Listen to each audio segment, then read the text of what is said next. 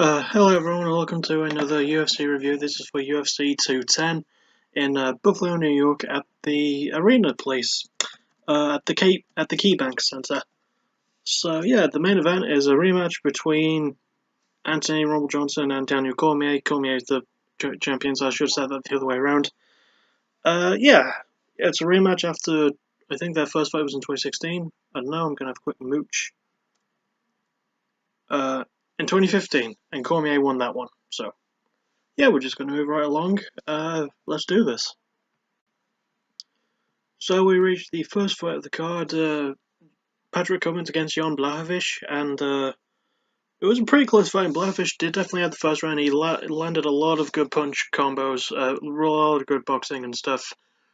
But Cummins did manage to come back with the next two rounds, and he won by majority decision, which I think is fair. I don't think he didn't do enough to get a split, so I definitely think majority. Because I do think that Blachowicz did do enough to maybe warrant a draw from one of the judges, which is how a majority decision works. One of them calls it a draw, but the other two call it for a fire. Pardon me, I just fired.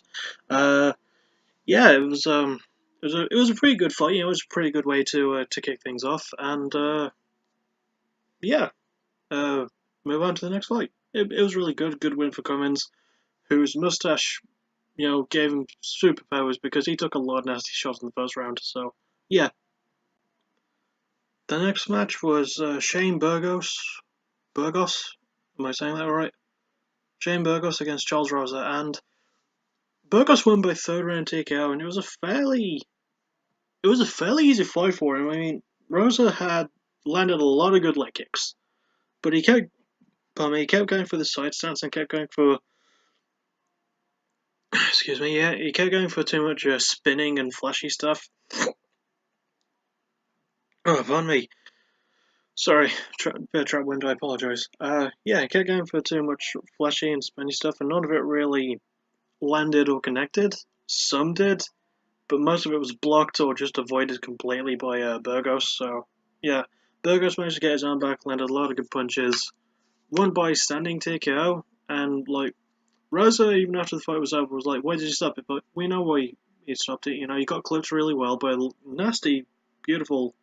I think it was a right uppercut that caught him, and then Rosa fell back, but he rolled up and landed on his feet, and stood back up, and then he was just punched, and then the referee stopped the fight, which I thought was fair. I think if he focused more on leg kicks and more on straightforward strikes instead of telegraphing everything, because he wound up a lot of his stuff. So yeah, I like Rosa though. He had he's a pretty exciting style, and Burgos got a really good win. So props to him. Props to both of them. It was pretty good. Also, before I talk about the next fight, I got Fight of the Night, which I kind of agree with. It was exciting, but I definitely think Burgos was a bit more dominant. I will get to what should have been Fight of the Night in a few moments, but yeah, Fight 3 on the undercard on the prelims was Kamaru Usman against Sean Strickland, and Usman won pretty handily. He showcased some amazing wrestling, and I remember seeing it in the Ultimate Fight Season 21 in 2015. It was really good from him. He has really good wrestling, a really good ground pound as well. Went for a few submission things, but didn't really fully get to sink anything in. Near the end of the first round, he landed some great ground pound and landed a nasty elbow that cut across Strickland's left eye. And throughout the remaining two rounds, Strickland's left eye, he was blinking a lot and wiping a lot. He was still fighting, he was still able to fight and see. But there was a weird thing that happened between rounds 2 and 3, where, where he said to his coaches, "I don't think I can see." Then a doctor came to him and he immediately changed his mind. He went, "I can't see." Doctor comes over and he goes, "Oh yeah, I can see just fine." I'm going to be doing that later, by the way. If you watch the card, you'll know which fight I'll be doing it for, because I'll get to it. I'll save my swearing and ranting for that. So, yeah, really good win for Kamaru Usman. He continues to climb the rankings. He's a very underrated fighter. I quite like seeing him fight. I like his nickname of the Nigerian Nightmare. It's just cool. Strickland, this is only his second professional loss. I mean, he can bounce back from this. He's got a really good record. Also, got my cat. Yeah, okay. Everyone wants to see him in my videos, so Yeah, really good fight. Well done to Usman, well done to Strickland. Let's move things on with the last prelim fight. The last prelim fight was Miles the Fury Jury against Mike De La Torre. I really like Miles Jury, and he won. Yay. First round TKO. It was pretty easy. I mean, for early striking exchanges, some really good stuff. Then Jury landed a takedown, managed to get De La Torre's back, and just landed a whole lot of good punches. Landed a good couple of elbows, managed to cut De La Torre open with some of the punches he landed, and eventually the ref was like, yeah, you're going to have to stop. I don't think De La Torre really got off anything. I think he might have gotten off maybe a kick or two while they were still standing, but Jury immediately managed to get that takedown and just finish the fight. It was just a matter of time until that point. So, yeah, really, really well done from Jury. He's only got 2 losses on his record, which is good. I love Miles Jury a lot. He's so underrated and does not get enough credit. So, yeah, really good win for him. De La Torre, I would say good performance, but it was a squash match. It really was. So, yeah, that's it for the prelims. We're going to move on to the main card now.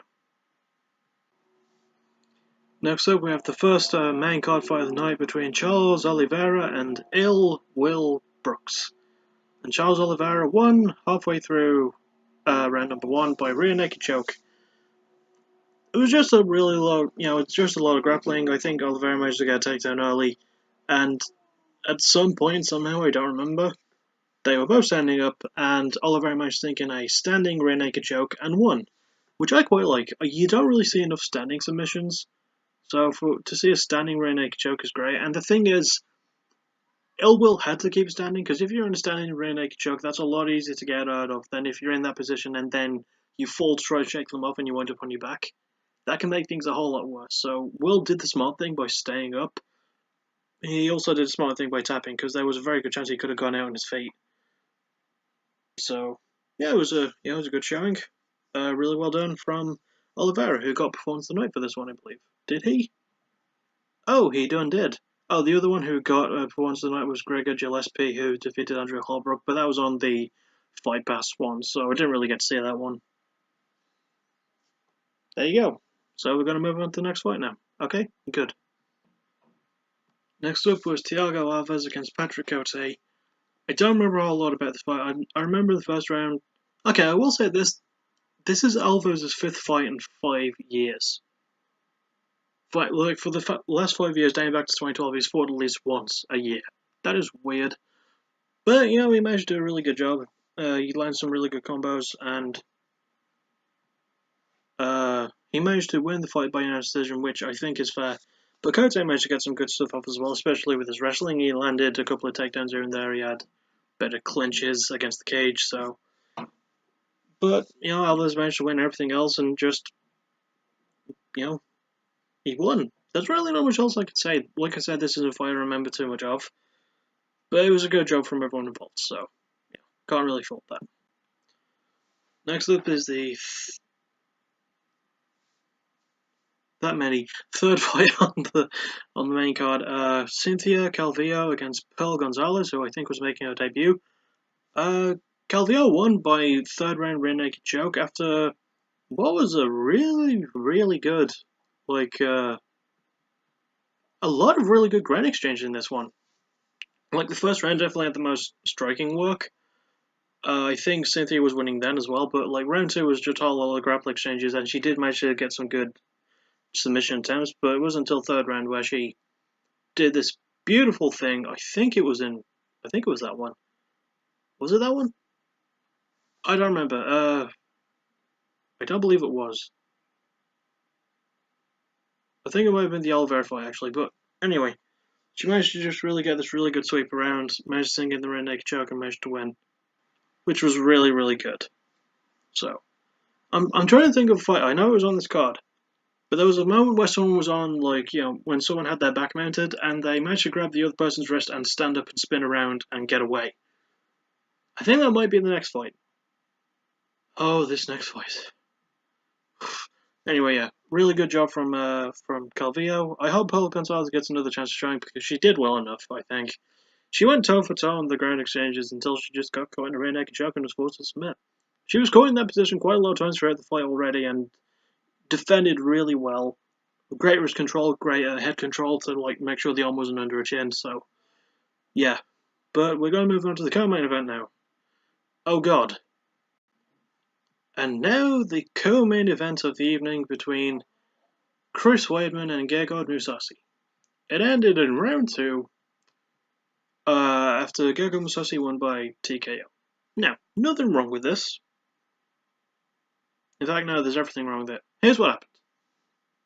Basically, as people know, the rules of MMA have been changed. You know how you can't knee an opponent if both their knees are down, and in the old days, like they could have their knees up, but if one hand was down, if you kneed them in the head, that was illegal. That's not the case anymore. They can have one hand down, but no knees up. Both knees up, sorry. And you can knee them in the head, and that's legal now. 2 hands down is illegal.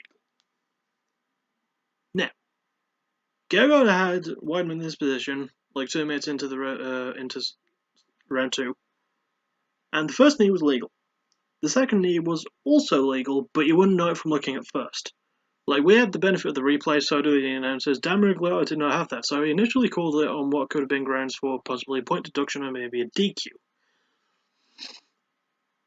But then shit kind of hit the fan when Dan Riglio was told, by the official that it was a legal knee, and he went to Chris Weidman, and Chris Weidman said he was ready to fight again. And I think the referee was okay with that. That's how it seemed. But then one of the doctors or officials, I don't remember who, just came in and just went and just stopped it for no fucking reason.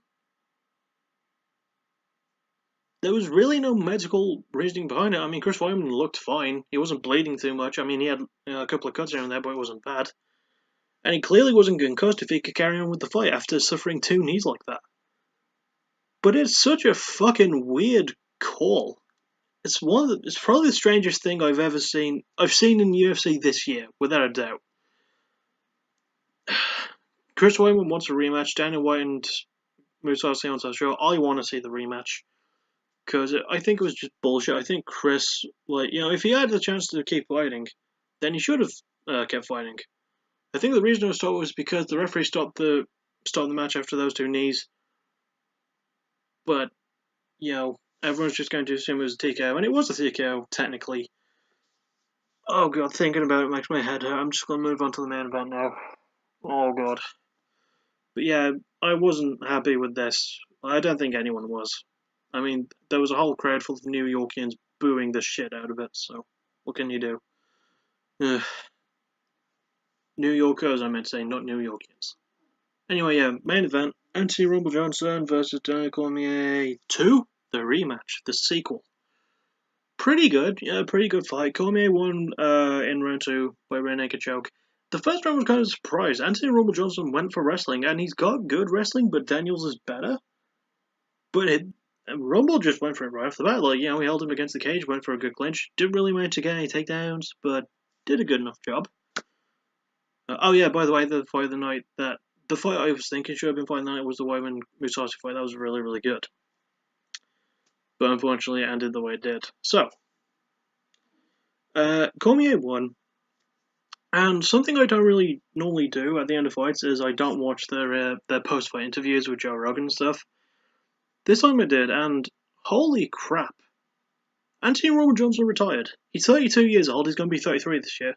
And he's straight up retired. Why? You've got, you're still in your prime, you've got a lot of good years ahead of you. But he said, he's been thinking about doing the job. He's got everything else, nothing to do with MMA at all, so he might actually be getting a real job. As a YouTuber, I wish I could do that. Yeah. But yeah, he did. He went out on his sword. He definitely had a good fight with Cormier before he went out, so can't really fault him for that. Really, really good. It's crazy to think. I think 3 fighters have retired this year. Yeah, Uriah Faber, Brad Pickett, and now Anthony Rumble Johnson. But Anthony Johnson's was completely out of the blue. For Pickett and Faber, we knew that those were their last fights beforehand. Rumble Johnson was just out of nowhere.